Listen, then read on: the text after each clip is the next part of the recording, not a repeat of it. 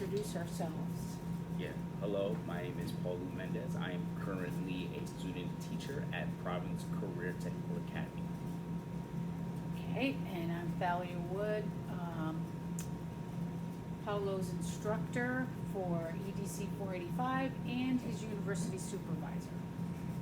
And today we're here at Providence Career Tech Academy. Paulo is in his second semester of residency. Okay, so typically we like to have you reflect a little bit on how you thought the lesson went. So I thought the lesson overall went okay. I would say what I found very successful was the students' participation. Because in prior classes, it was a little harder to get kids going and trying to respond, but for today's lesson specifically, I think I got a lot more participation than I would usually get. In terms of absorbing information, I think for at least a couple students that I could identify, they like absorbed it, they understood what was going on. For others, because of the language barrier, it becomes a little harder because as I present, I don't necessarily have words yet. I just like to test run how I like to lecture to see what works. But overall, I think as well, I think the main things that I need to improve on is, of course, making sure that my slides have more words. I'm able to squeeze out a lot more information because I kind of give the information, like, for lack of better words, kind of baseline, where I'm not going too in depth. I'm more so concerned with making sure the students understand the causes, the effects, and how it is impactful today and like in the future as well. And like, secondly, in terms of the activity part, I think that at least right now I'm still testing, seeing what the kids can do, can't do. Right now, my lessons are kind of, for lack of better words, a little above where they are, because we're requiring them to do a lot. However, with scaffolds such as working with partners and stuff, but even with that, the work isn't getting completed on time or completed in its entirety. So I might have to cut back and potentially easy up the work or provide any even additional scaffoldings, whether that is additional time, increased partners, or census starters, and any other potential resource or scaffold thing I can do. So yeah, that's what I think my lesson was tonight. Okay. So again, I want to compliment you on your awesome presence. The students really do seem to respect you as the classroom instructor, which is great. You have great, your voice level is really good. It's not too high, it's really good, and really the modulation in your voice also keeps the students engaged. I can see that. I would agree with you that they did participate quite a bit in the beginning. They remembered what you had studied related to the American Revolution, so that's awesome. They were throwing out some words. I heard the boys in the back here and the young lady, they mentioned democracy. They were trying to figure out, how do we pronounce this? How do we pronounce this? They came up with that. Some of the other students came up with terms like rule of law, freedom, the things that you had emphasized when you were studying the American Revolution. It was good. You also did a really good job of impressing upon the relevance of what you're studying, how war impacts other nations around the world. They seem to get that, and they came up with some good ideas. What did I? Well, it can cause crime to increase, one student said. I'm not quite sure where they were going with that, but they talked about people being migrants, You might have mentioned the term refugees, just for future reference. People who flee a nation because it's in conflict or whatever, that term is a good term to emphasize. You said, the kids actually said that it can result in corrupt government or bad government. And then you also are doing a good job with coming up with those follow-up questions to make them think a little more deeply, which is good. You seem to be able to do that on the fly. That's a good strategy to have at this point. Good. And then you also talked about the war in Ukraine, the Russian invasion of Ukraine, and how that impacted the world today, which is good. You mentioned how the economy was impacted by that. You might mention that Ukraine is like a breadbasket of Europe. So I don't know if you remember it, but outside of the war, there was a concern about wheat being produced and how it was gonna increase the cost of bread and other wheat products. And then, the special educator in the room, I can't remember her name. Miss Basin. Basil. Mrs. Basil mentioned that Russia produces fertilizer and that other countries are finding that they're experiencing shortages because of that. So all of that was really good, the relevance and the connection to what's happening. Actually, I might disagree with you about, I thought that you gave them enough information for that introductory lesson on the French Revolution. Like, I don't know if more words on the slide presentation are necessary. I think the visuals were good. Should you emphasize key terms, key disciplines, specific terms? Definitely. Maybe, and I'm not sure if you do this at some point during a unit, but do you have like a bank of key terms that you wanna make sure they know by the end of the unit? Do you have them, keep them in a journal or? No, not quite yet. What I usually do is in the assignment that I provide, I usually ask them to give me the definition. But I do plan, like even now, when I go into my future lessons, like probably starting next week, during my introductory part, like giving them background information, basically have a worksheet, a small little worksheet that has the key terms, and I'm saying it, so they have to fill it out as they go. Because eventually, like what I plan to do is I want to make formative assessments based on those key terms. Because I remember when I was in high school, my teacher, he would make us like do the assignment, read, answer questions, but most importantly, like find all the vocab words.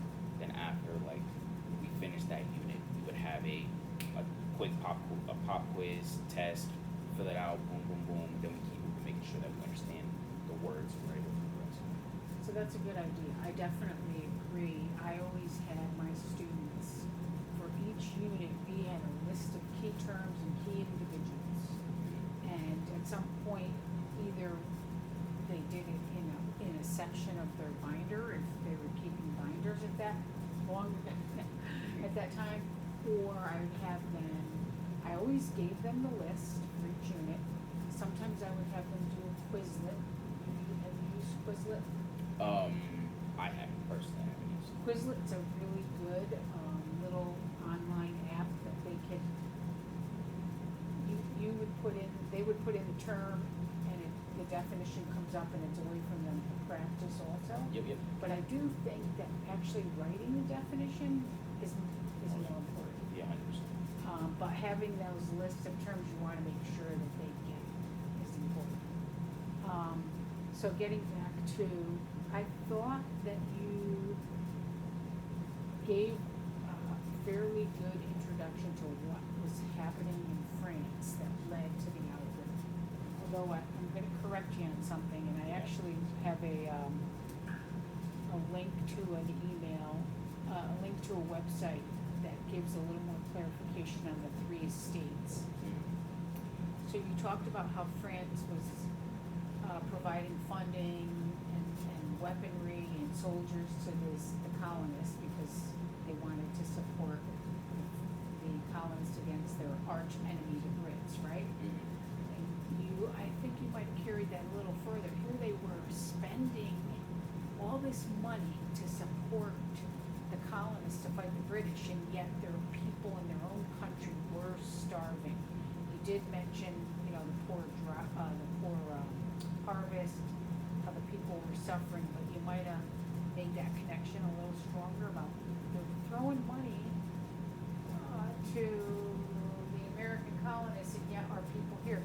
You could have even made that connection to what's happening in the U.S. A lot of people have criticized our government for supporting people who are migrating to the United States and our own citizens, or, that's one of the arguments that we hear today in the news. Or, why are you sending money to Ukraine? You have people starving you, or whatever. You could make that connection, but as far as the 3 estates, it's kind of complicated, and of course it's a lot. But the top estate is actually the clergy.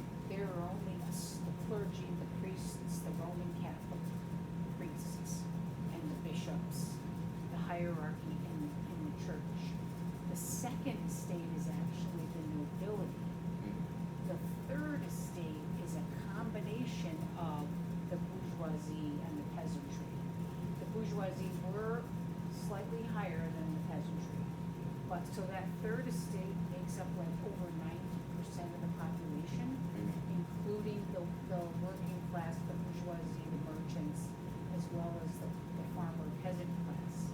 But also, it's those first 2 estates, the clergy and the nobility, that have control in the estates generally.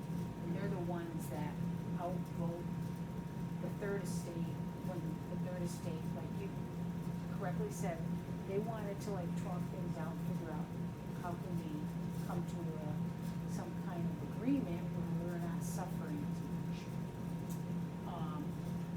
So you might just want to make sure you clarify that with the students, and then you showed that awesome political cartoon,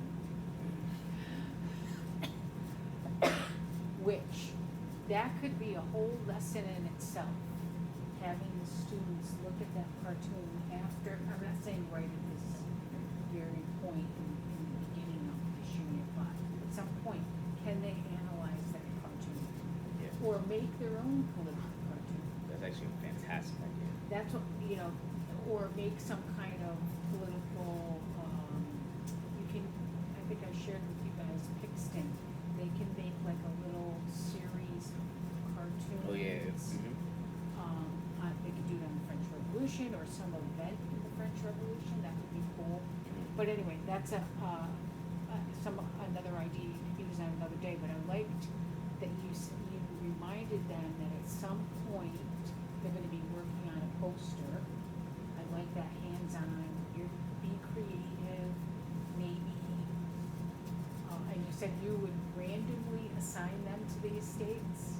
Okay, so you'll have some students doing the first estate, the clergy, some from the perspective of the nobility, and then in your third estate, you could divide them up. Okay, you're going to be, some of you will be bourgeoisie and some will be peasants. So you could even get a little container, put little slips in there, and have them pick out what they're going to be, so they can't argue that you're picking on me. Gotcha. But I like that they're going to do kind of like a propaganda poster. Is that what you're thinking? Exactly what it is. Okay. You'll want to make sure you review with them what is the purpose of these posters. You're trying to sway public opinion.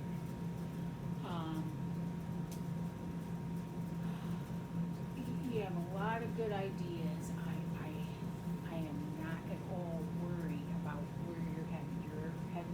introduction. I think your instructions for their reading and summarizing, what I would have done was taken that slide and maybe bulleted it. Read pages 209 to 214. As you read, jot down some notes for yourself. Then write a 3 to 4 sentence paragraph summarizing that section or that paragraph. And specifically go over the steps with them. Okay. I know that you went around and clarified, you saw you working one-on-one with several students. I think it would be more helpful if at the outset you specifically said, do this, this, and this. Mm-hmm. And even maybe do like the first one together, model that with them. That's exactly what I was thinking. Like mid instruction Yeah, of not even mid instruction, like mid of the kids asking me like, what am I supposed to do? What am I supposed to do? I thought this one. I was like, dang, I should have modeled the first one because it's literally they're all asking literally the same question. So it's clearly I'm not doing. I missed the point. I should have just modeled it, and then there would have been no confusion. So future reference. that's the benefit of doing the modeling. This is exactly what I want you to do. And you can emphasize, and that gives you an opportunity, because you said, I want you guys to be able to write research papers or write more than just a couple of sentences, because you're gonna need this. And you even mentioned, which was really good, you know, you're gonna need to be able to read, whether you're a doctor, a lawyer, an engineer, or, you know, an electrician, or you have to be able to read, or an automotive mechanic, whatever. You need these skills. So, when you're having them do the summaries, you can also say, remember, it's always good to include some textual evidence in those summaries, so it gives, they keep hearing that, oh, I gotta provide textual evidence. Yeah. They hear it in English class, they hear it in science class. It's those disciplinary literacy skills that you're working on. Yeah. I actually was thinking about doing that. Like when I was first drafting my lesson, I was like, dang, it would be a good idea for them to like, for example, pull out where they got it from, quotations, but I was like, am I going a little too far? Well, you Let can, me just see. right, and you don't have to like, bombard them. Yeah. I see what you're saying, but you could just, if you consistently mention that it's good to have evidence from the text, or textual evidence, that kind of reinforces that. Okay. Obviously, they feel comfortable asking you for your help. That was good. I would have, before I had them start that activity, said, listen, 5 minutes before the end of the period, I'm gonna circulate, I'm gonna have my little checklist. I wanna see what you completed. Okay. Because I noticed some in the front were working pretty productively, but my two little friends over here, they were chit-chatting and goofing off and on their phones. And one guy, a couple, I think at least the one to my immediate right had his phone out. So this way you're saying, this is my expectation, this counts as a grade. I wanna see how much I gave, I'm giving you like 20 some odd minutes, I wanna see what you got done. Yeah, okay. And it's kinda like just keeps them, aware of what your expectations are, so they can't say, oh, I didn't know it was due. Yeah. And then you did say at the end, I am gonna expect this to be turned in by the end of Thursday's period. This way, it lets them know up front, this is the due date. If it's late, you're gonna lose points or whatever. You gotta be really upfront with that. Yeah. Okay.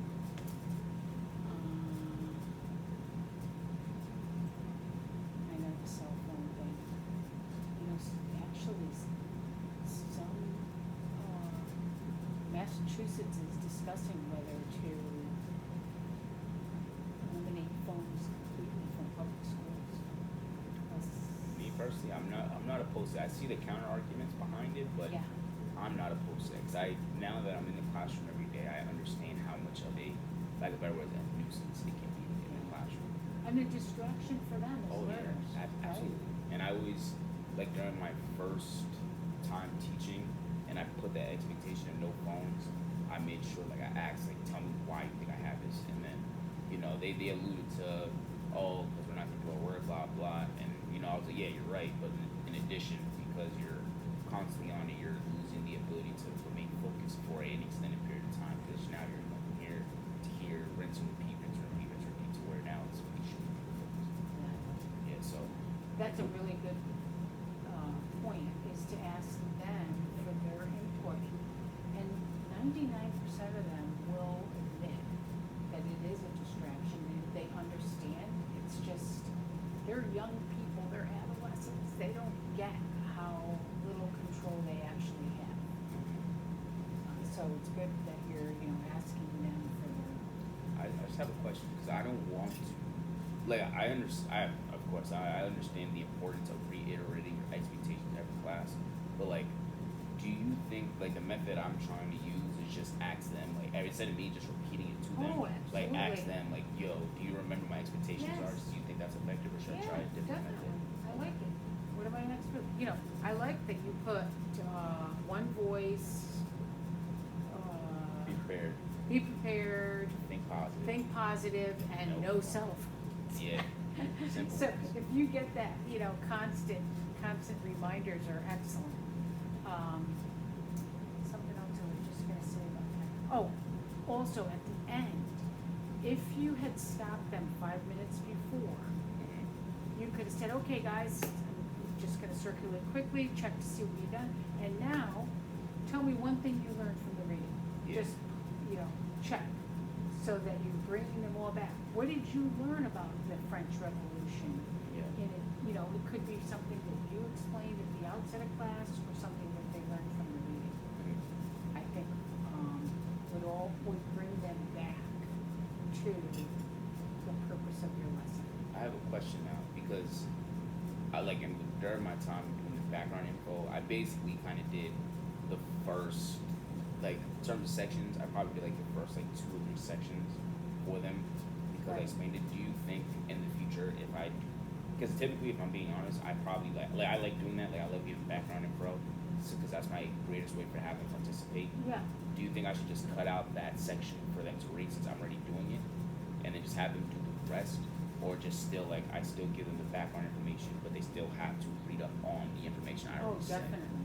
I think giving the background info sets the stage. Mhm. They have, then what they're reading, they're connecting to what you introduced to them, so I think Okay. that's important. All right. Definitely.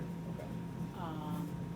So you got to the tennis court oath, you correctly said that it's in Versailles, because actually, it's a little confusing, because you think Paris, but actually, the seat of government was at Versailles, that's correct. And, the more they hear or read the terms, the more familiar they will become with those, so it's fine that you did that. Obviously, you're gonna get into, what happens once they storm the Bastille, that's next, storming the Bastille, and then the March of the Women on Versailles, and and then they're into the reign of terror and the brutality of it. You could ask them, it could be an essential question, was this brutality justified? And you can relate it to current events. Is the use of terrorism justified to get across a certain point or ideology, or think about the situation in Israel with Gaza? Were the Palestinians, the Hamas, justified in that attack on the Israelis on October 7th? Brings out that question of, is violence justified? Okay. That's actually great. It's good. Good point of relevance to bring up. Okay. So, and you do a good job with that. You're always, and I love that you brought up your mom, who was an immigrant from Cape Verde. And why did she come here? Because she sought more economic opportunity. And that's making that connection, those personal connections. And you could say, I bet many of your families, the reasons they came to the U.S.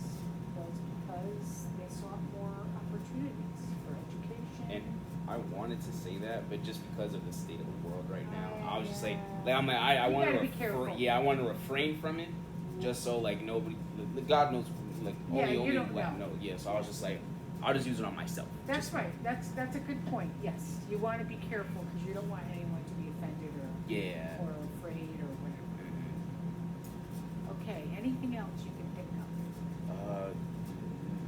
Nothing like exact. I think like every point that you made in combination with my question is gonna help elevate my lessons. Oh, okay. Final question is, because I don't like. You've been teaching for a very long time. What's more important for the students, for the lessons, not the lessons, but in terms of the assignments to completely be like consistent, where it's kind of like not the same thing, but like very similar to the thing you did before, or is it a good idea to like, for lack of a better words, just flip it on side its head one time and then just trying to jump back or just do something different every time? Yeah, 'Cause, I mean, there's a little of both.